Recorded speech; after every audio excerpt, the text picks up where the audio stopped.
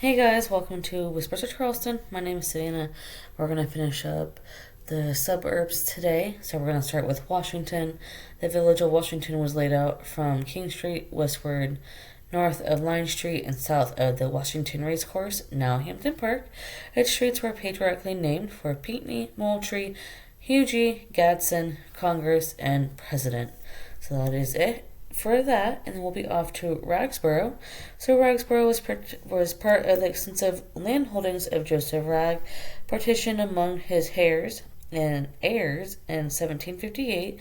John Wragg, the oldest son, received as part of his portion the 79 acres between the Broad Path and the Cooper River, which became known as Wraggsborough. John Wragg died in 1796, leaving no children.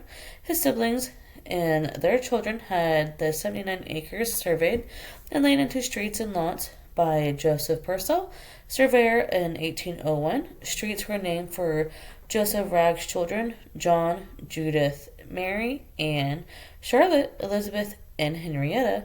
Chapel Street was named for a chapel which was to have been built on a small square on the intersection of Elizabeth Chapel and John Street.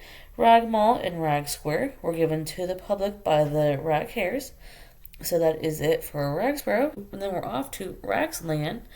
So Joseph Wragg was granted by the Lords Proprie in 1715 a tract of 23 acres bounded by present-day King, Calhoun, Smith, and Vanderhorst streets. And the division of his estate, the tract fell to his daughter Charlotte, wife of John Poaug, and Elizabeth, wife of Peter Manigault, except for the block of 6.25 acres between King and St. Philip Streets, which had been sold previously to the Commissioners of Fortifications and afterwards vested into the City of Charleston. The orphan house was built on the block in the 1790s.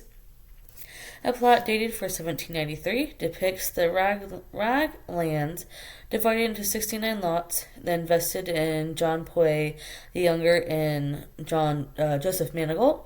The part of present-day Calhoun Street below the subdivision was called Manigault Street. So that is it for Wragg Lands. And then we're off to the last one, which is going to be the Wragg Pasture.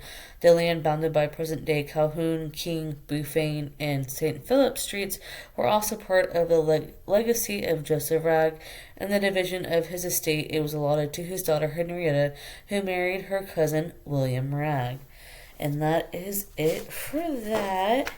And then we'll go back to Berry Street and start with that. So hope y'all enjoy. Alright, have a good one. Bye y'all.